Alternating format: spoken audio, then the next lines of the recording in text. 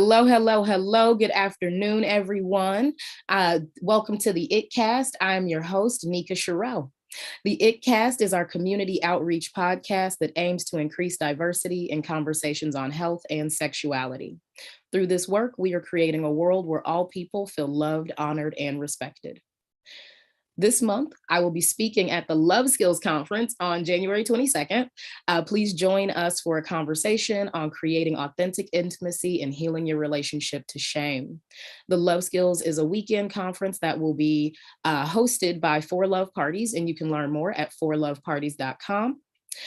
This February, we will also be hosting the second iteration of our The Power of Touch Healing and Pleasure series with Queen Mutima Imani. This will be starting in February. Please join us. Also, support the ItCast and all of the work that we do by visiting theitcast.com, subscribe to this channel, and share with your community. So today's topic is Real Talk on Eroticism. And today in the booth, we have Lorina Manzanita.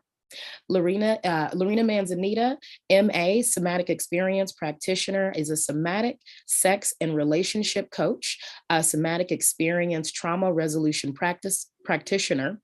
Her work integrates a number of healing systems that honor mindfulness and the body's intelligence. She helps individuals and partners cultivate essential skills to transform traumas so that they can experience more and more pleasure.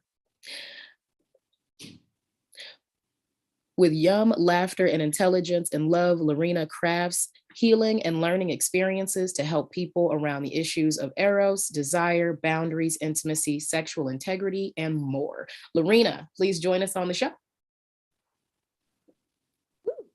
Happy to be here. Yeah. Nika, what a pleasure. Thank you so much for joining us. So first, tell us a little about yourself and why you chose to do the show. You did a great job of introducing me with that little bio. I don't know if I could do a better job. Yeah, why am I here on the show?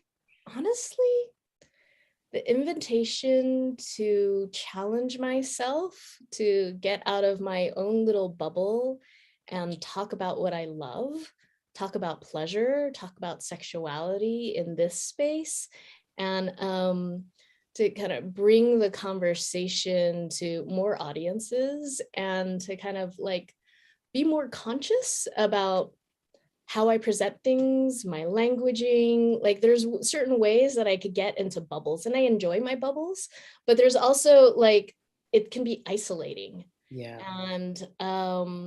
And I could be in a little bit of an echo chamber. And so there's something attractive about getting out of my normal grooves and challenging myself to connect and meet new people and talk about new things and just be on this adventure. Oh, yeah, thank you. I love it. And thank you for, stepping into this space to create that bridge. Like you talk about, like there is, there's like a language to it. And I think that's one of the things that actually is isolating and takes people out of access. Like it makes it kind of exclusive. Like I have my bubbles and it's great, but like I'll go there and everyone there knows what they're talking about. And they kind of assume the rest of the world does, but there are things that are missing. So I really appreciate that. And I know we were talking before about like how it's really privileged to like be able to be a part of these conversations in an empowered way and to have that comprehension and understanding, because people don't necessarily have that level of exposure and education to these things, the world over. So I'm so grateful for you coming and being here and like spreading the knowledge. Yeah, and I like how you frame privilege in the context of access. And so here we are spreading more information, sharing ourselves, bringing the conversation to other people. And that feels like a blessing. Sometimes I think of privilege as a blessing, and how can we just share these blessings all around? Yeah, absolutely. And I think when we own our privilege, we can do more with it than like denying it and feeling defensive. Right. Um, so okay, tell us a bit about what you do exactly.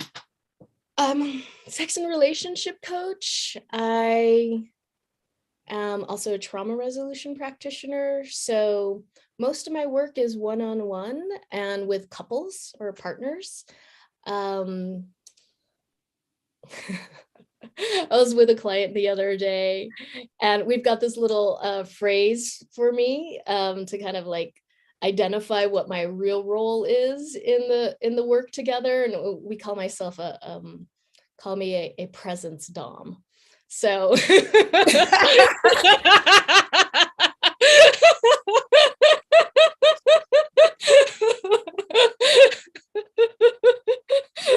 Say more. So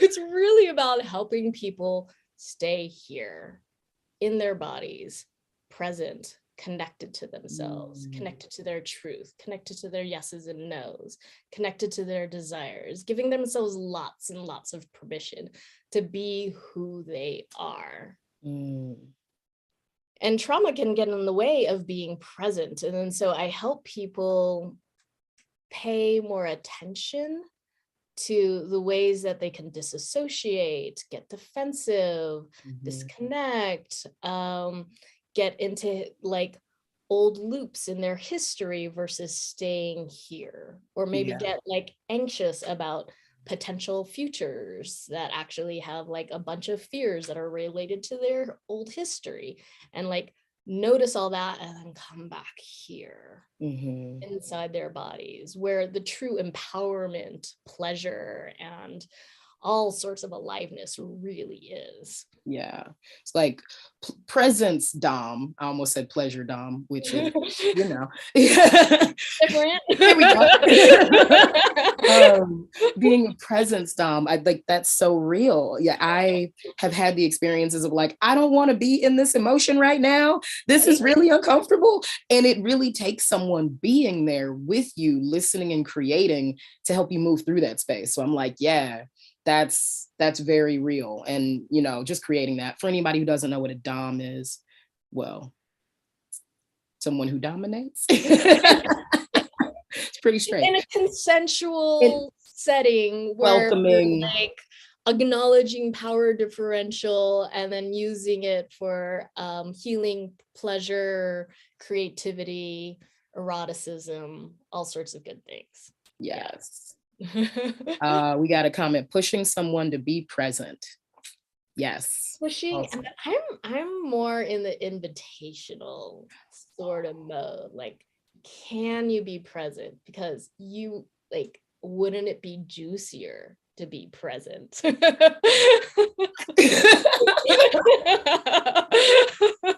Yeah. Like seducing people into presence versus like, you know, pushing people beyond their boundaries, beyond their capacities, beyond their authentic, deeper wants. I mean, yeah, the like little egos and defense strategies are going to do their little dance and thing. And we can say hello to that and come back to something deeper. So yeah, pushing is fun, can be fun. If it's consensual. Also kind of invitation. Yeah. Some people like a consensual push. Oh, and a good pin down. Sorry, what? And a good pin down. Like being you talked about pleasure as it relates to trauma. And so can we talk a little bit more about like what will stop? Yeah, what stops the access? Yeah, those details. For sure.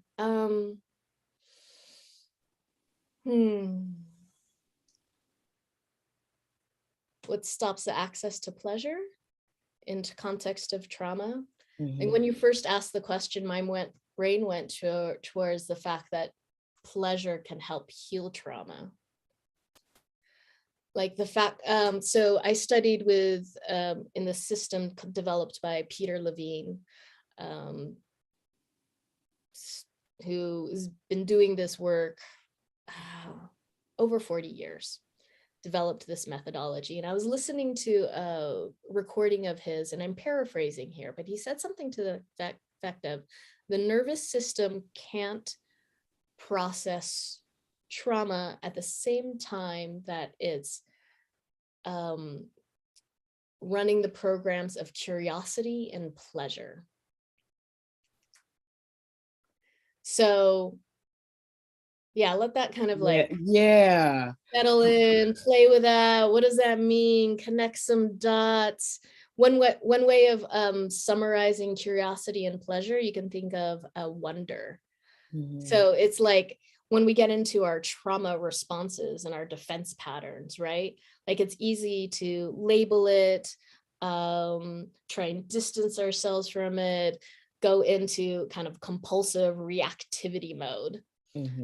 Versus if you slow that down and get really curious about like, oh, my jaw is tightening. Oh, like there's these like uncomfortable sensations collapsing around my heart. How can I, rather than judge that as bad, wrong, and try and distance myself from that, can I kind of, oh, this tightening in my throat. Oh, I wonder what that is. Can I like bring a little bit more pleasure to that? Oh, what if I make this sound?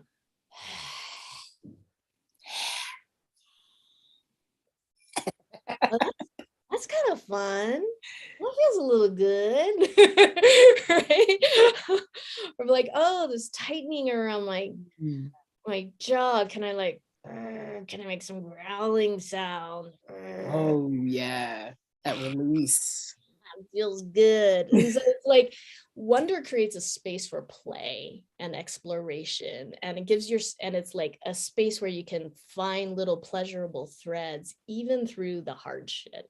You know, what I'm hearing is that really like these two experiences are mutually exclusive, and they actually in a way will cancel each other out. So like I've definitely had that experience, like, you know, when your throat is closed up and it's tight and it's tense, and a lot of that came from like not speaking my truth and using my voice. And so what I'm hearing is like like when it's tight, when there's something there that I don't want to necessarily say, to actually step back, take a breath, and wonder why there's a lump in my throat. Versus like pushing it down, ignoring it, avoiding it, really like, you know, clearing it in a spiritual way. Yeah, definitely in an embodied, spiritual, mindful, playful way. I'd like to challenge the word why. I think you said, why is that there? I'd like to use the word how. Like it takes when you go how, or like what's going on, versus why. Like why has a little bit of a we could get a little mental when we ask the question why. Like, oh, this is clearly like my childhood trauma. But if it's like, you know, you just kind of label that, and then it has a way of creating a little bit of a distance from the experience, versus like how, or what's going on, or like I wonder what's there. It has a way of drawing us into the embodied experience, in the like visceral experience, it a little bit more, versus like why can have a little kind of mental intellectualizing kind of, if that makes sense. Yeah, I like that. Is what you're pointing to is like why then begs creating a story versus being with the experience. Exactly. And then as a presence dom, I have a certain level of bias. I feel like you're doming me right now. Towards like sensation, emotion, like what are we want to do with our bodies. Like I want to give those channels more of a voice, more of an opportunity to express themselves. We're such an intellectual culture. We put way too much value in our stories and our ideas and our concepts, and they're valuable, but like the real intimacy happens when we drop into our bodies and feel our feelings. Yeah. Yeah. Ooh, okay. So this is exciting. You mentioned the 4 R's of desire. And I'm Yeah. like, okay, now that we're in our body. Right, right. Like what is, yeah, like tell us, what happens next? So I was talking about the 4 R's of fulfilling desires. So there's a process of fulfilling our desires that I like to summarize in the 4 R's. So the 4 R's are recognizing, what do you want, right? Like if I were drop in present moment and tune in, I'm like, I could use another breath.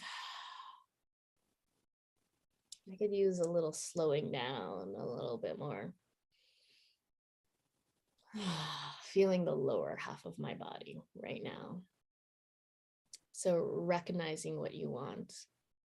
And so I'm going to do a quick little sketch through, and then we can like dive into each one of these with more nuance and detail and fun and play. So recognizing what you want, reaching for what you want. So making requests, taking some action, putting out that Facebook post and like telling people what you want, telling a lover of like, hey, can you like soften your gaze on me right now and be with me, and like maybe cup your hand over my yoni right now because that would feel really good. So like asking, right? And then there's receiving. So once other people actually give you the opportunity to fulfill those desires, what's your capacity to actually receive, right? That's a learned skill. And it takes practice. I think most of us have a certain level of default. I can only receive this much before I start distracting myself, before I start hitting my shame stories, before I like start going into doing mode, before my brain goes back into some story of lack, to like really receive something. Again, a skill in our culture that is sorely neglected. Yes. Devalued in a big way. Can I share something on receiving? Oh yeah, please. It was really funny. I literally just had this experience with receiving an acknowledgement, like a compliment. Yeah. And it was, like you saw. And I had that moment of like, I actually went to explaining, like, oh yeah, sure, that's great, but let me explain why it's kind of maybe and then I had to actually stop and acknowledge. I was like, no, let me just say thank you and be with that. And the more that you can receive, the more you can have. For like, sure. It is a skill. It is a skill. Yeah. And I'm glad we're taking some time to acknowledge that and practice that here and now. Yeah. And then releasing is the 4th R.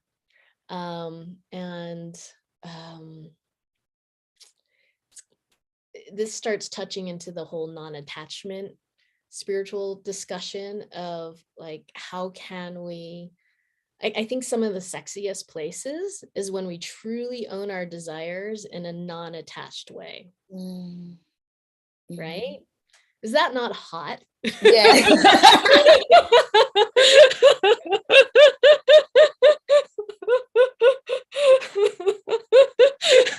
Oh my God. So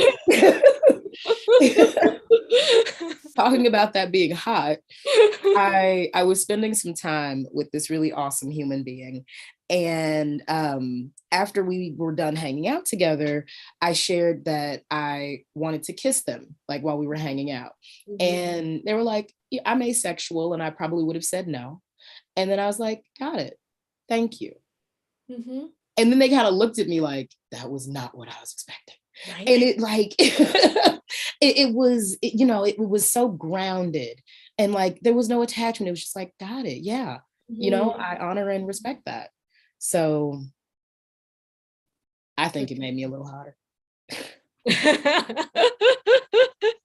Nice. Yeah, that like when we have these desires but are kind of like graspy or and a little weird around it, it starts getting into the world of like creepy, or it feels like a little pressure, like some pressure is in there, and the other person doesn't necessarily get to have their authentic desires and yeses and nos and boundaries. And then so like the releasing thing, in my opinion, is helpful in all the stages of recognizing what you want, reaching for what you want, receiving what you want. When we can hold all of that in a space of non-attachment and kind of release our attachments to expectations, fears, fill in the blank, then things tend to be a lot more smoother.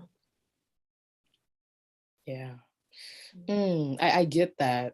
I get that. Like, I can recognize what I want, and also like I don't have to be attached to like demanding it, getting it, seeking it, finding it. It's just like it's a noticing, like, oh, look at that. That's something I like.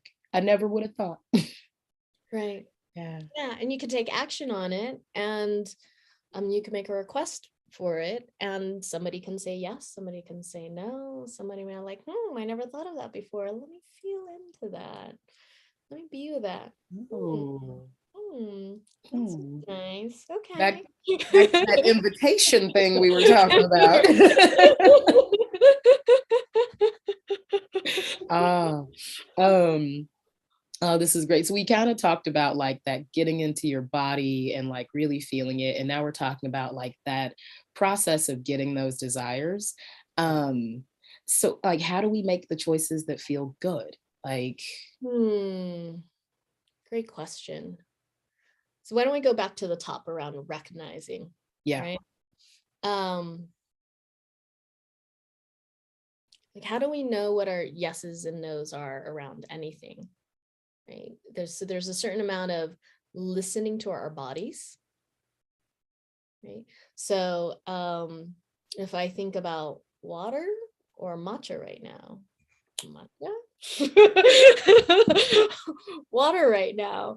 I can tune into my body and like, oh, there's this familiar thirsty feeling. Actually, water would probably be a better idea. I'm gonna give that a go and see the experience, what the experience is. This is water.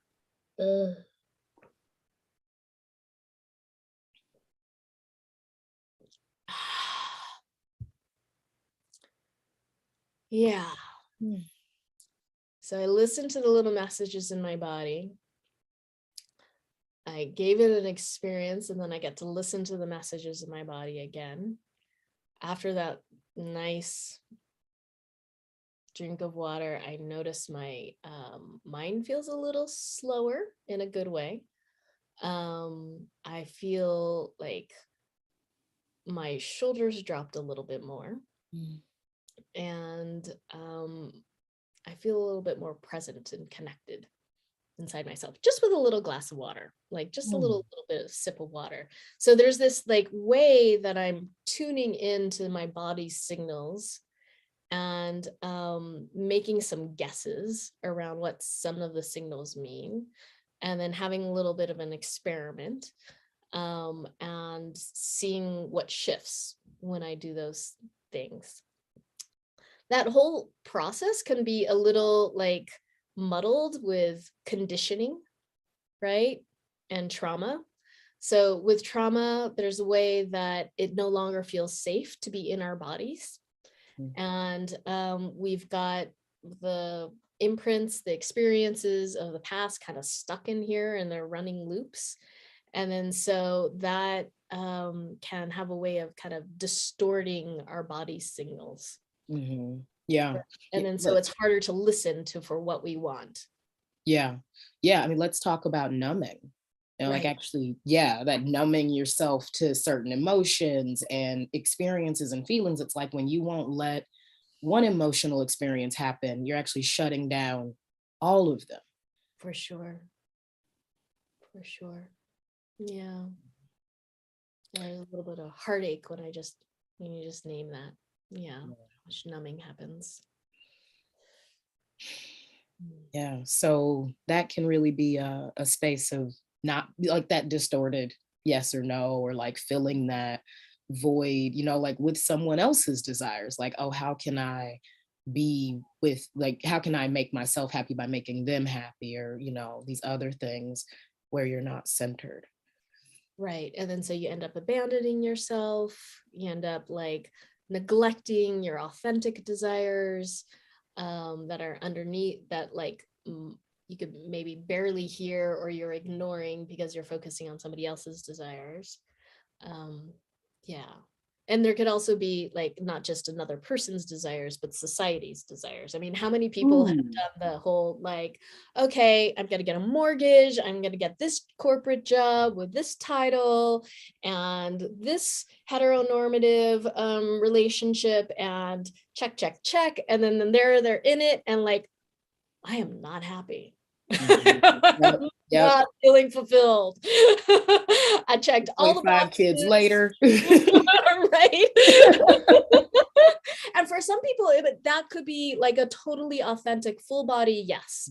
That is what's fulfilling to them.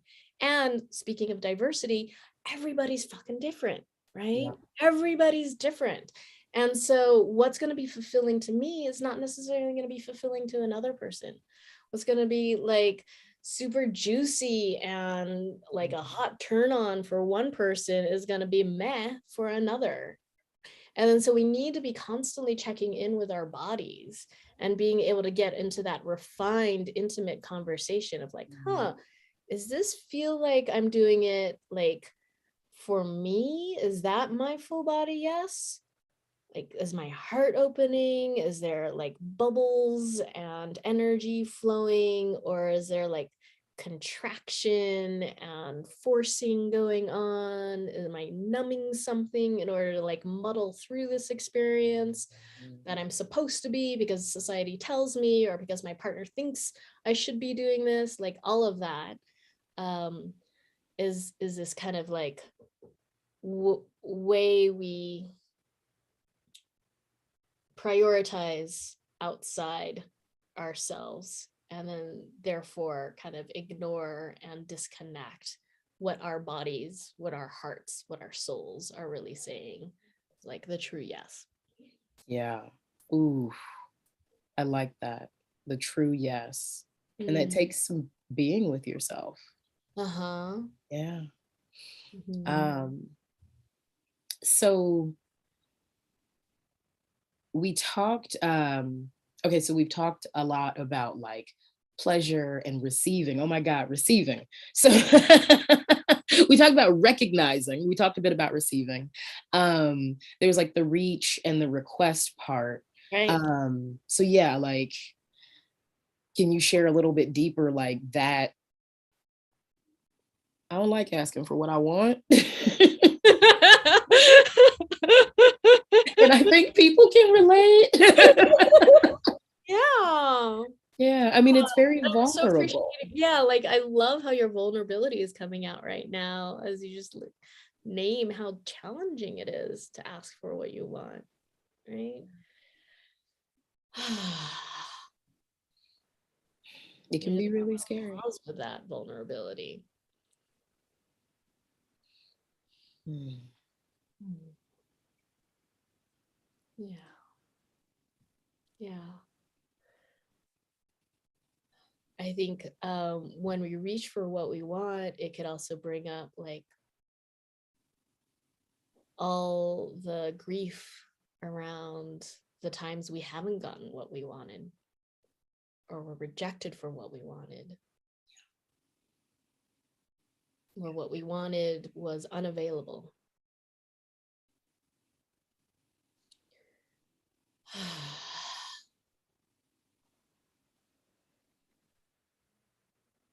Yeah. Mm. What's coming up for you? Well, like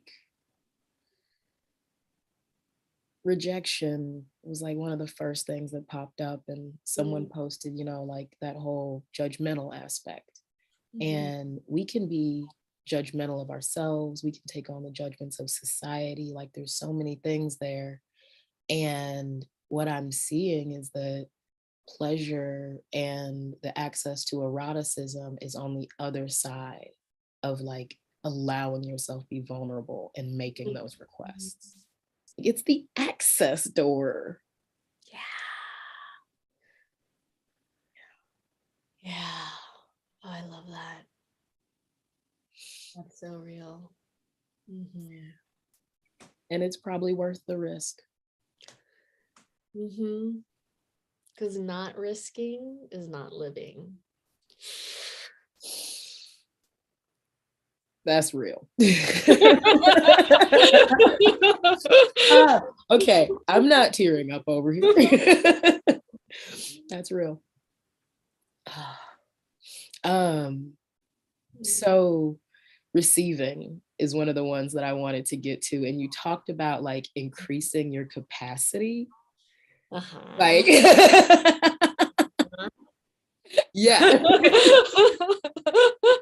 That part. Yeah. I think it's really helpful to just name that like all of us have certain limits or like default unconscious limits around or conditioning around how much we can receive, right? Pleasure, money, attention, intimacy, love, all the things, all the good things. Mm-hmm. Like, All the things we want. We say all we want. all of our desires, right? It's like at a certain point, I'm like, oh, I'm being selfish. At a certain point, it's like, oh, I'm not worthy of this much attention. A certain point, it might be, what's going on over there? Right? It's just like distracting ourselves.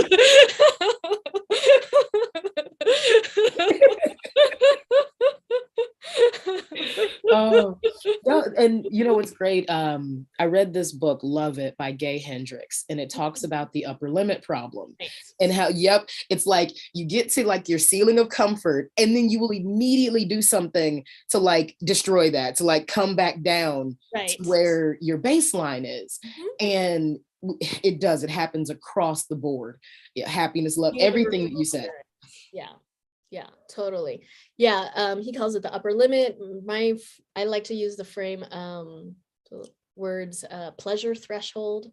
It's kind of like your default setting on the thermostat. Once it gets to a certain level, then it's kind of like in order to stay at that default setting of like 58 degrees of pleasure, whatever your you need to I know I want some more than that. Give me a good 72 at least. Right.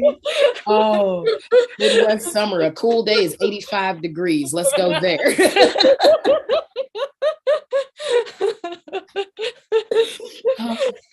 So it's like once you hit that certain level, then there's all sorts of stuff that can come up. Our old traumas, our old expectations from our childhood, like your mom's voice could come into the picture, right? Like like all sorts of things like manufactured in our own psyche, or like the universe can kind of like, we can enlist the universe to like create the conditions where we get back to our familiarity. So just naming that is what happens, not necessarily being enslaved to that story, but just kind of like being conscious of it.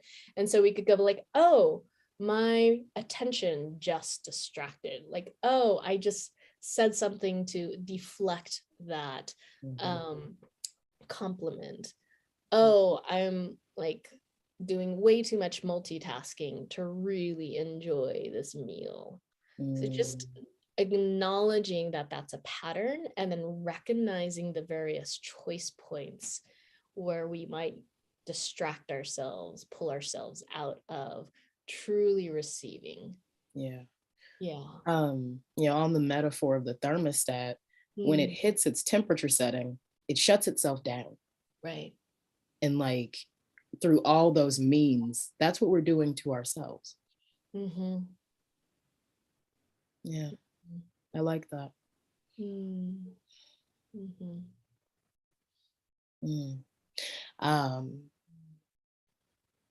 Okay. So that's real.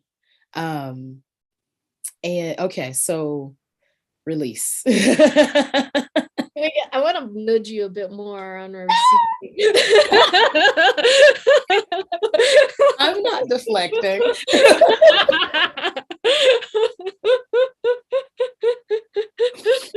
So would you mind if we played with this receiving piece I a little consent bit? to I consent to nudging. Thank you. So I could just, and we could do a little demo of how I work too in this space. So maybe would you be game for like tuning in to a recent experience that was really pleasurable for you, that was bit of a highlight, had a good flash of goodness in there? Are we talking like physical pleasure Either. or okay, okay, Any cool. sort of pleasure. It could Okay. be physical, it could be relational, it could be spiritual, it could be mental, even just like emotional.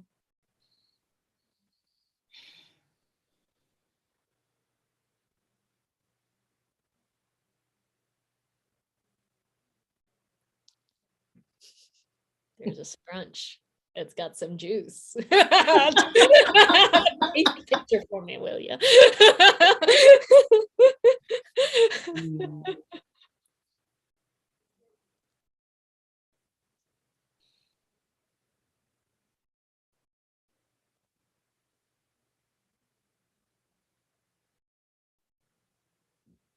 Whenever you're ready, if you feel, it'd be great to hear what memory is coming up for you.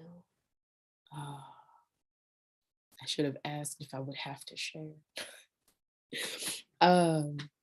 So. And you don't have to. No, I totally want to. Over the holiday break, I had a breakthrough in my family of getting to see my brother and his child be reconnected. And both of my brothers actually, but there was just this moment when it all came together that was like, it was just magical. Just magical.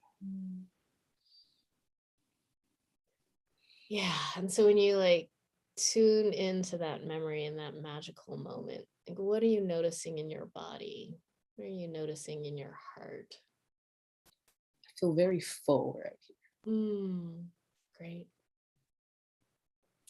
And so if you let yourself receive more of that fullness, bask more in the beauty and the love and the connection and that picture you just shared, that memory that you just brought up. Notice what happens when you let yourself soak that up more. Maybe you might feel full now, but can you be a little bit more full? Can you create a little more space for that goodness?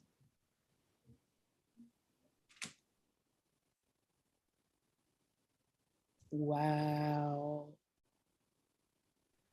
What are you noticing? I can feel it like there's an opening and a stretching to it. And I won't lie, it hurts a little bit to expand. Yeah. So can you allow both to be true? And creating space for the ache, the stretch, and also the fullness, the goodness. And just notice when you let both be there.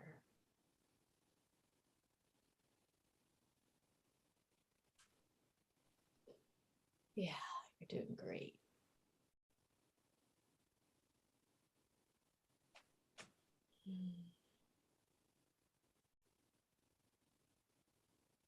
No need to make a story about the ache. No need to judge yourself. You hold it with wonder.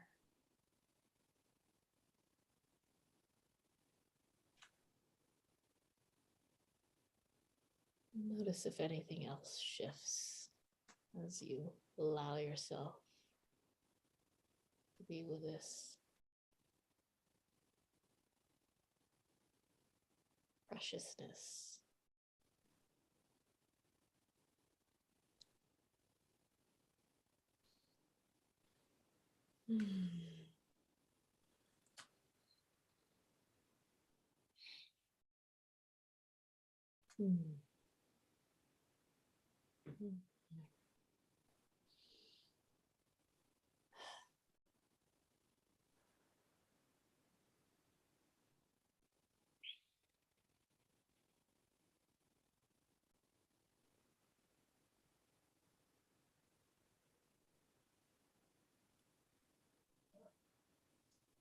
What else are you noticing?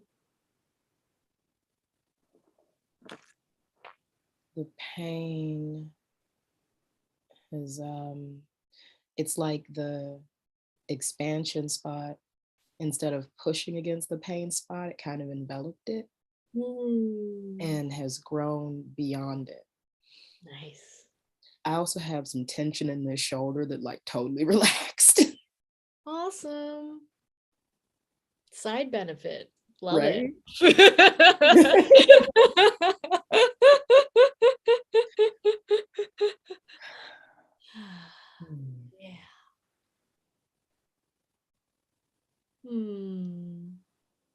Yeah. Thank you.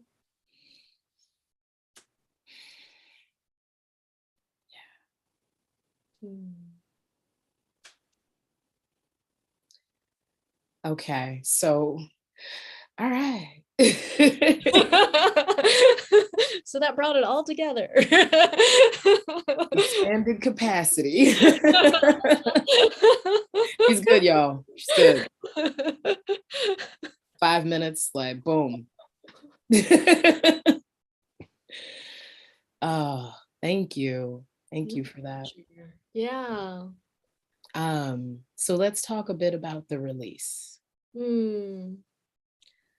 In a way, you just demonstrated releasing, like the practice of releasing, like with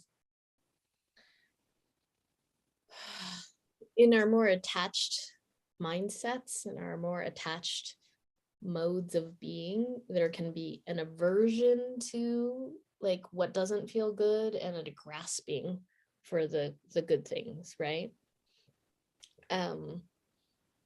So in your that practice of like slowing down and intentionally creating space for both to be true,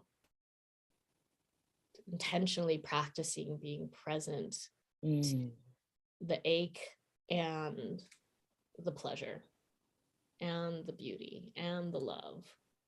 It's like rather than kind of like getting lost in one or like disconnected from another, either pleasure or pain, then it has a way of creating this like glitchy, graspy, painful dance, right? Versus when we slow down and practicing, yes, I can create space for both the pleasure of life and also the pains of life. Yeah. Like I can create space for when I'm reaching, there's a chance I might be rejected. Right? That's real. Yeah. Releasing that fear. Releasing that fear so you're not dominated by it in a bad way.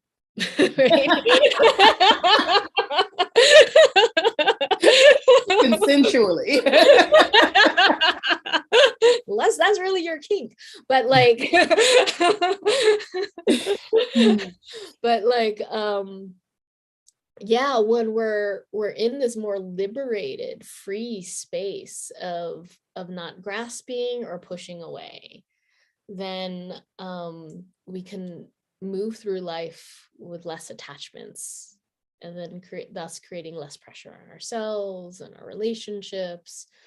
These stories of like, oh, I will only be fulfilled sexually, romantically in life if this ideal gets met. Mm-hmm. Right? Right. By when some outside entity. Exactly. Yeah. Yeah. I also do this trick where I learned from a Sufi teacher / business coach, this guy named Mark Silver.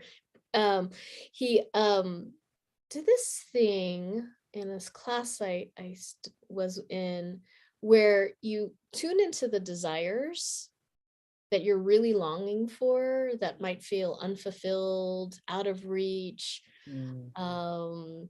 might be a source of grief or pain, right? And then we could go through this practice together where you like think of an unfulfilled desire.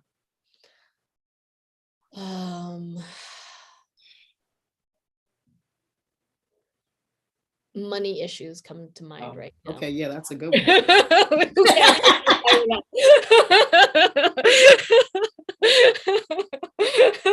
Nailed head. Right? And so maybe there might be a particular number that comes to mind of like, oh, I'll be happy, I'll be satisfied, I'll be fill in the blank when I get this amount per year, income wise, or I get this program, or this salary. It doesn't really matter. Just think of like something that will be like the story of I will be fulfilled once that happens. For me, I'll say, okay, if I'm making over 6 figures, like say $100,000 a year, then I'll feel satisfied. So that's not really, really true, but we'll just kind of go from there. So if I get that, and if you get whatever your number is, then what will you get if you get that? Oh, I guess where this is going. Yeah, okay. So I have really lavish dreams, y'all. So the first number that popped in my head was $30 billion because that was my dream when I was younger, and I still hold on to that. And I'm like, oh, when I have that, I can have my mansion with the moat that goes around it and the waterfalls. I like where your mind goes. And then I'll feel happy and secure and leisurely and yeah, and able to take care of the people that I care about. Beautiful. So let's just take one of those: happy or secure, leisurely. We're gonna go with secure. That's the real one. Secure. Yeah. Same. So once you identify, and we're in the recognize phase, right? So once you recognize what you're really, really wanting at the essence of those numbers, those things, those future plans, yada, yada. So in this moment, it's security. It's helpful to like open up and ask for something bigger than you, your higher self, your wise self, the divine source. I don't care what your language is. Tune into something bigger than you and ask to receive the felt experience of security. What does feeling secure really feel like here and now?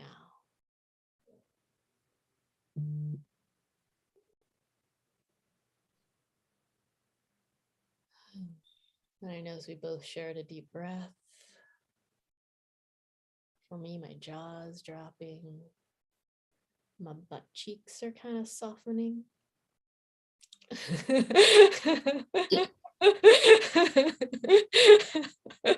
I'm having the exact opposite response. I'm kind of tensing up and I'm excited. Oh, and nice. My butt cheeks are so tight, I just grew an inch. There we go. Okay.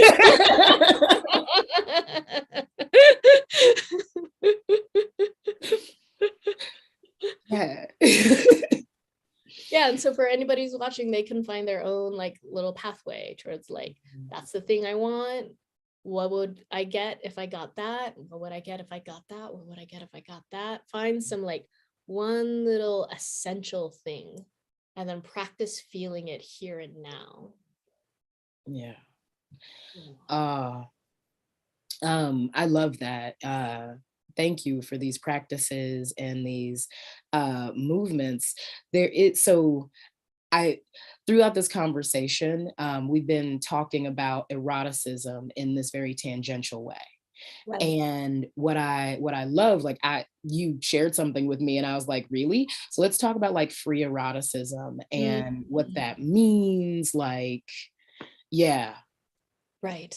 So, for me, eroticism doesn't have to be contained to sex by any means. Like, in fact, I think that puts way too much pressure on sexuality, the Mm, sexual act.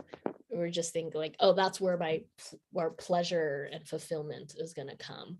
mm, Like when we open up the bubble of what eroticism means and like allow it to distribute throughout our entire lives, then we get like then there's infinite opportunities to turn ourselves on, to like feel mm, pleasure, to like enjoy life in really juicy ways, like where it's not just exclusive to sexuality and like people getting together and getting naked. It's like, oh, I'm gonna really enjoy this salad. I remember doing this once of just like playing with this idea of everyday eroticism and like getting super into eating this salad where I was like letting myself savor it. I was giving myself tons of permission to really enjoy it. I was like mm, feeling every little morsel and texture in my mouth. I was allowing myself to go, and make sounds. And I nearly gave myself an orgasm.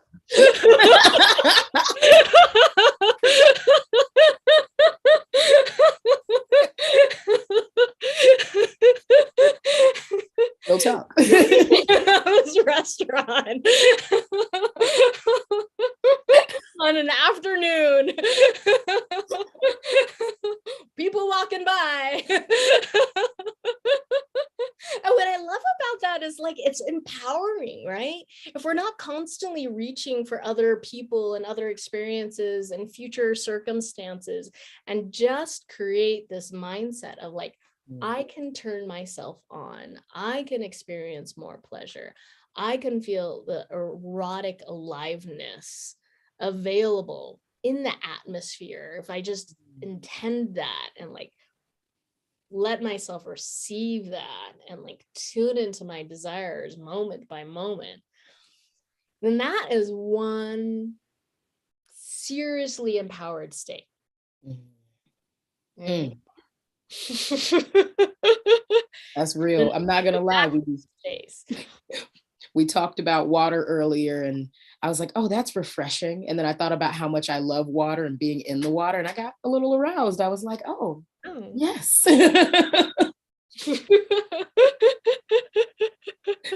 Ah, that's so freeing too. Like when I was looking at, just kind of looking into the context around eroticism, everything about it was sexual, like the entire conversation, and even thinking about like erotica being porn and all these things. And the fact that we actually have to correlate so deeply, like pleasure is correlated to sex. And Mhm. like that's the like one place where you can be pleasured or get pleasure. And like that's so limited. So limited.